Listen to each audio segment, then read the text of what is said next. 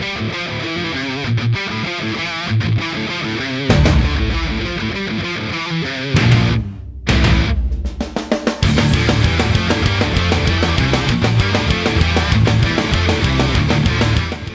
listening to 90.9 FM WIRQ, Irondequoit's home for new music and great classics.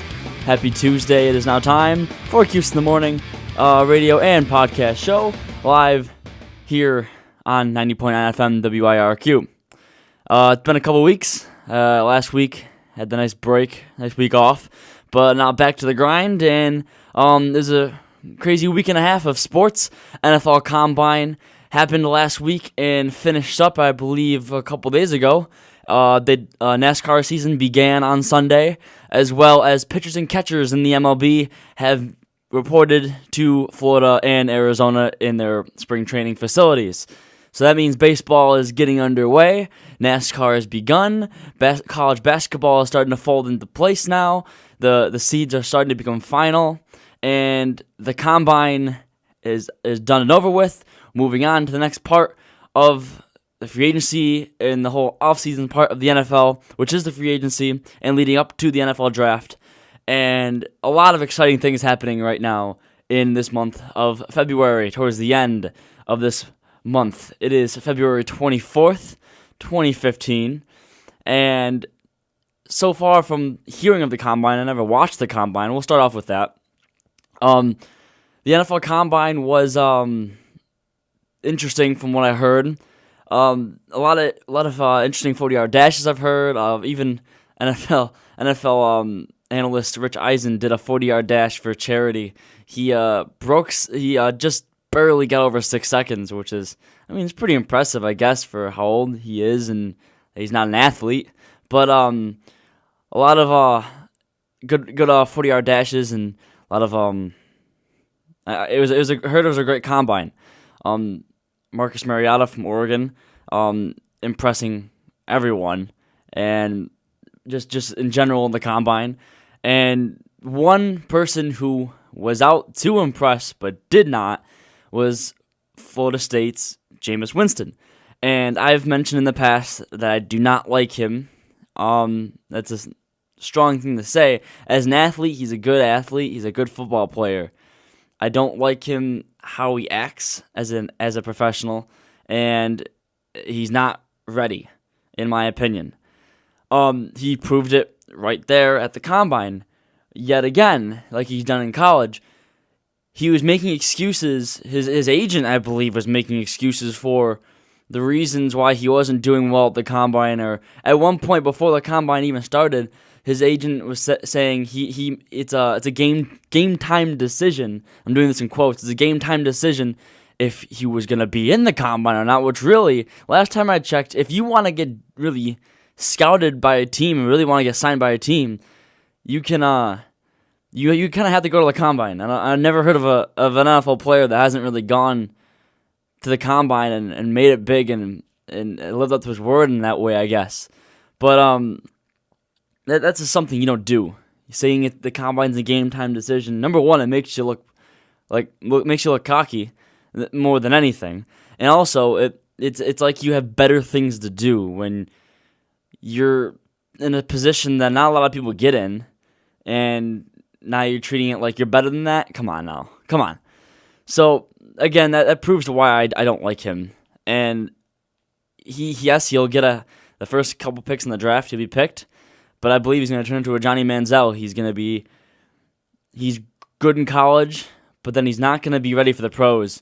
And Johnny Manziel's a different story because he has the respect. He has the professionalism, unlike Jameis Winston. So, that again, I can see it now. It's not going to work out for him. Magically, if it works out for whoever drafts him, good for them. It's most likely going to be the Buccaneers that's going to draft him. But again, they have a whole quarterback scenario and stuff like that. They have Josh McCown now there. They have still, oh my goodness, I just forgot his name. Wow. It'll come back to me. It's on the tip of my tongue, but it'll come back to me. But anyways, it's gonna bother me. That's gonna bother me. But anyways, Tampa Bay already has quarterback issues, as well as many other teams. which I found interesting. The free agency in the NFL always is very interesting to me because you can see who gets signed by who and if there's going to be trades going on and stuff like that.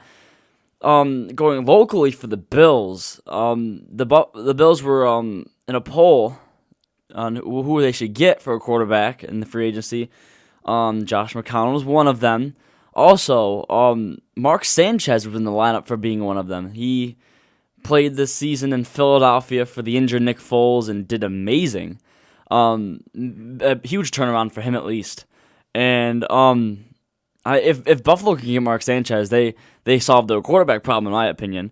Mark Sanchez has worked with Rex Ryan before. They made the playoffs before. They've made AFC Championship games.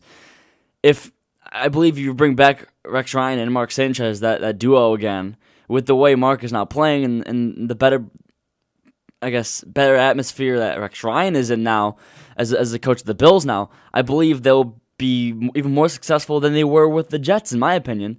They have what it takes. They just need that quarterback. They need that spark, which they can get it. They just need to play smart.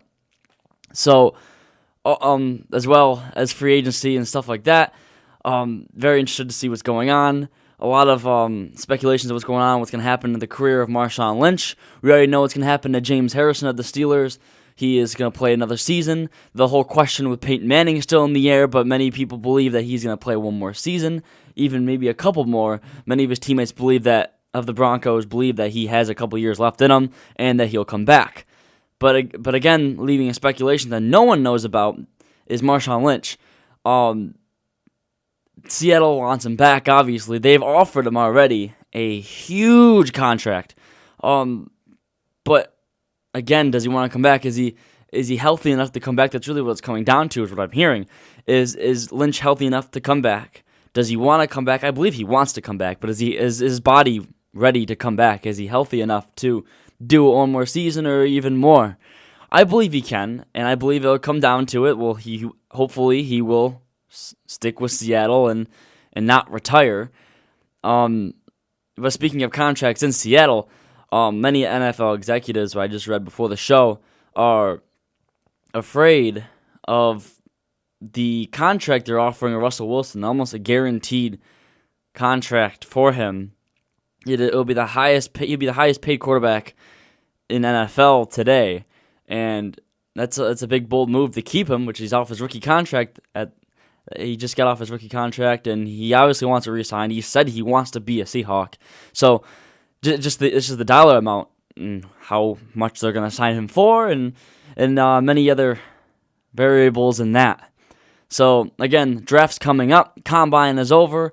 Now you kind of see the next maybe month and a half of free agency, who gets signed by who, and contract extensions and people getting traded and stuff like that, which is a very interesting thing to see.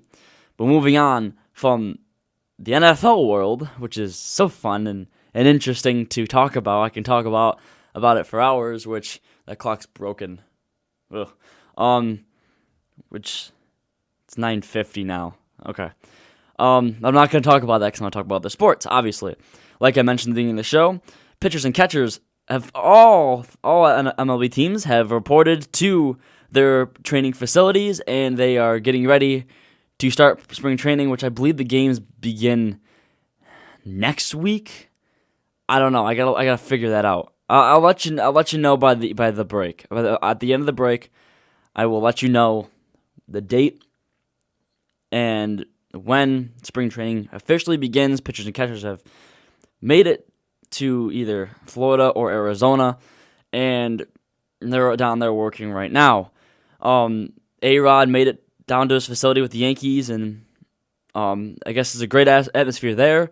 I can't really say a lot about that because there's not really a lot to say about that. So, looking, I guess, for the New York teams, the Yankees, like I was just talking about, with A-Rod, can he bounce back? That's the big question. Can he bounce back from having a season out with the whole controversy and the whole performance-enhancing issues and stuff like that? Can he bounce back from it? Can he bounce back from his doubters, from his naysayers, and do what he's done before? Now, the other side of New York, can the Mets become a playoff team, which they plan on doing? Can they do it? I think they can. They have their full pitching rotation back this year, 100% healthy. Matt Harvey is back, a former All-Star. Zach Wheeler looking better than ever, and a new pitcher, Noah Syndergaard, his name for the New York, had a great season last year, and also Jacob deGrom, the NL Rookie of the Year. And I believe that this Mets team is going to be underrated more than anything, and they're going to be looked over.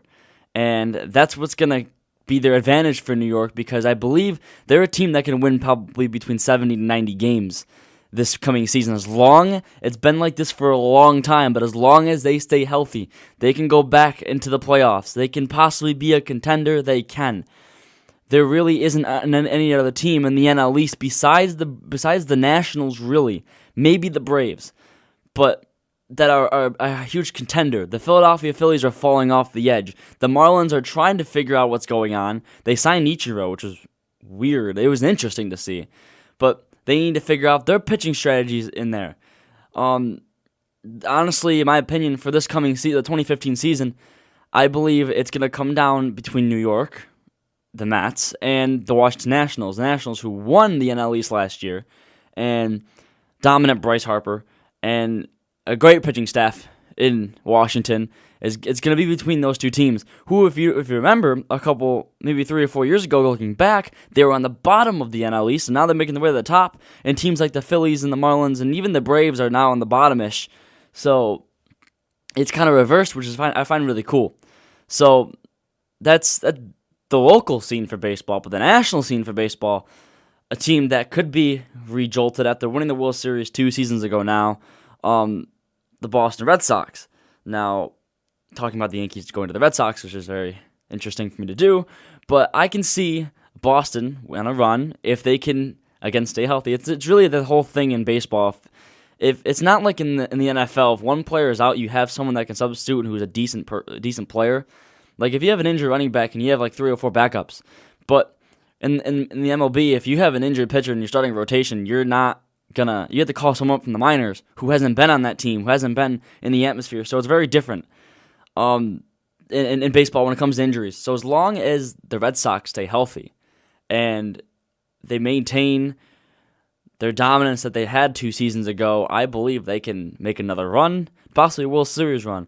Again, coming from a Mets fan or anybody else that's not a Giants fan, you don't want to see the Giants continue to win the World Series.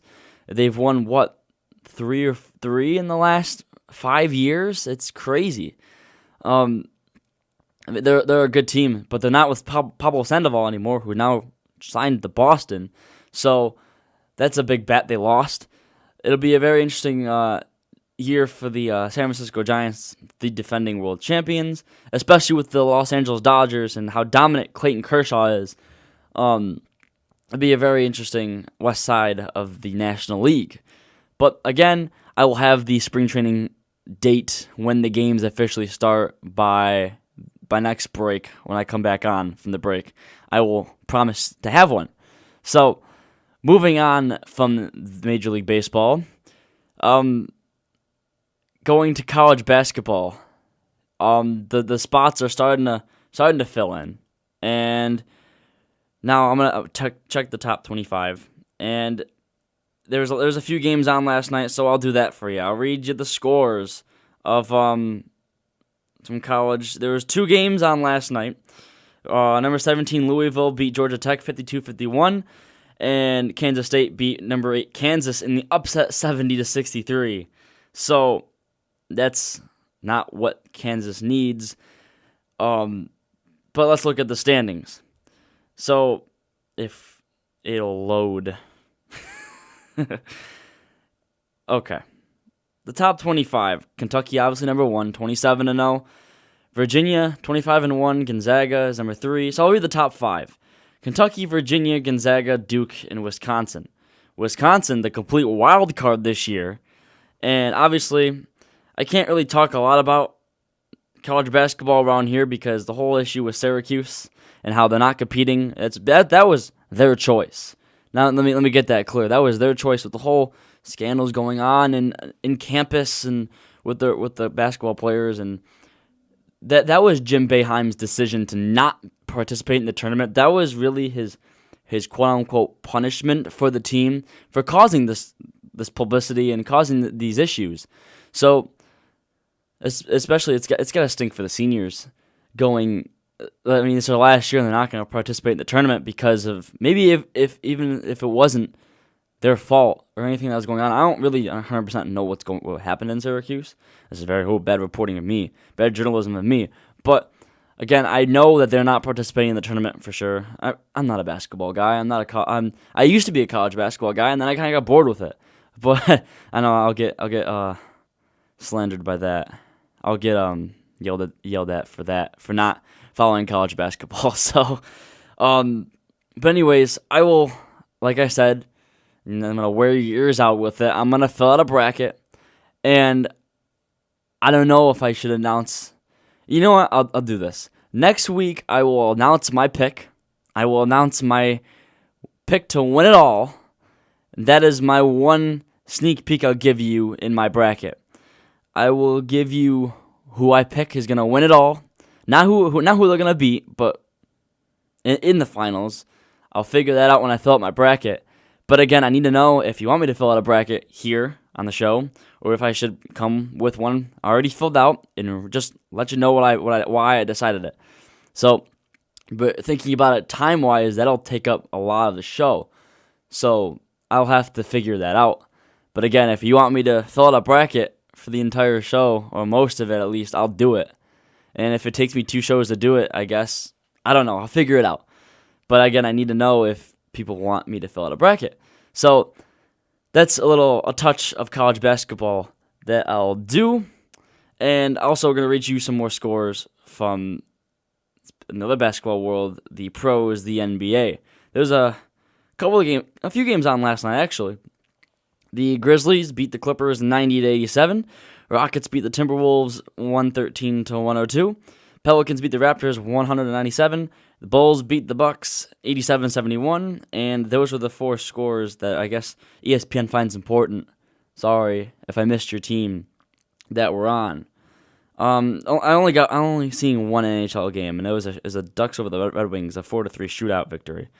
And I'm starting to figure out that if I look on the ESPN site and I look on my phone, it's completely different, because I'll see I'll say like 2 or 3 scores that are on here, but again, there's like 5 or 6 other games that were on that I missed and just completely didn't know, which I'm like, okay, there's probably even more NBA games that are on last night, but again, there are probably teams that aren't going to be in the playoffs or that are not good. So, I don't know. I haven't read a Buffalo Sabres score in a while. I know when the Rangers play, because I have them followed on my phone. I know when they play. So, they didn't play last night. They didn't play last night, I think. I know they won in a shootout against the Blue Jackets. I think it was Sunday night. They won. I think it was 4-3 or 3-2 or 4-3, one of the two in a shootout. So, that's hockey for you. Hockey's starting to wrap up. It's the last March, I believe, is the last month of regular season, and then we move on to the postseason, which honestly, the postseason in hockey is probably one of the most exciting things to watch in sports next to the NFL playoffs, because it is physical. It is down to the last second, and I mean the last second, especially if they go into overtime or a shootout, because that's all on the line, and it's very, very fun to watch an NHL playoff game, especially when it's later in the series, because obviously it's best of 7, and especially if it's maybe even if it's a 3-1 series, and just that one win that the other team needs. And it's I'm rambling on, but it's very interesting to watch in the NHL. So I guess it is. I don't guess. I know for sure. It's for certain very interesting to watch. So I will take a break. You're listening to Cuse in the Morning at 90.9 FM WIRQ. I promise I will have the date when spring training games begin when I come back. So I will be right back. I'm going to play you guys some Breaking Benjamin with Diary of Jane on 90.9 FM WIRQ. Be right back. You're listening to 90.9 FM WIRQ, Irondequoit's home for new music or great classics. That was Breaking Benjamin with the Diary of Jane. Welcome back to Cuse in the Morning, the second half of this week's episode in the podcast. So I did find the date. I found the date for the spring training, for beginning of spring training, and it is next week.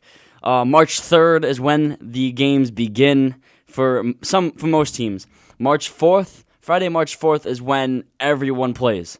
So I guess I'll play it safe. So March 4th is when every single MLB team will be playing in a spring training game. So that's next Thursday and Friday, depending on what team you like.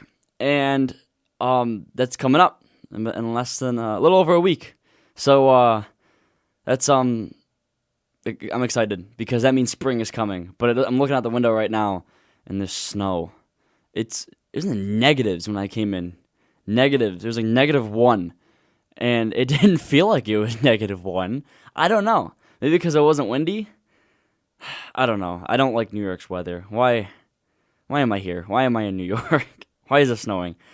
At one point it was colder than Alaska, I heard. And I was like, what? But not all parts of Alaska are as cold as here, which is interesting because they're way up north. But I don't know. That's strange. That is really strange. How it's colder here. Anyways, moving on. One place where it wasn't cold was down in Florida at Daytona for the Daytona 500. Yeah, like that transition. The Daytona 500 was this past Sunday. Joey Logano won the race, and I didn't watch it. I'm sorry, I didn't watch the 500. I forgot it was on, and when I realized it was like on, it was already over because I saw a bunch of Facebook posts about it. So I was like, oh, I forgot today was a 500 because I was figuring it was this Sunday. So I'm like, okay, because a lot was on Sunday. The Walking Dead, the Oscars, which I didn't watch. It was between The Walking Dead and I was watching that and a wrestling pay-per-view. So I'm honestly debating on if I should discuss wrestling, but I know there's a huge fan base for wrestling, which we'll call it sports entertainment because that's what it is, and I do follow it. I'm not ashamed to say that. I do follow it a lot. I watch it every week. I watch the pay-per-views. So I'm not unless there's something big happens, honestly, because when you get into the wrestling and sports entertainment like the WWE, it's like you have to follow it from a certain point because it's like a story that never ends. And that's why when I don't explain, like say if my dad is watching it with me and he asks all these different questions, that's why I can't really explain it because I'd have to go back months and months in the past to explain why this is happening, why these things are happening, and blah, blah, blah. It's a lot to explain, and it's so annoying when you have to explain it so many different times to different people. So I don't think I'm gonna talk about that. I mean, nothing against it. I would love to have an entire episode dedicated to talking about WWE and stuff like that, but I'm not gonna do it because there's so much to talk about. And there's so much, I'd be all over the place. I'm already all over the place when I'm talking about stuff on the show now. But being all over the place now, it's just being all over the place on that standard and that type of sport, and especially how it is more of a television show in a way. So I don't think it's what I should do. So anyways, the 500 happened next week. This Sunday, I believe they're in California, which is so lucky. I wish I was in California to go to a NASCAR race or be in a race.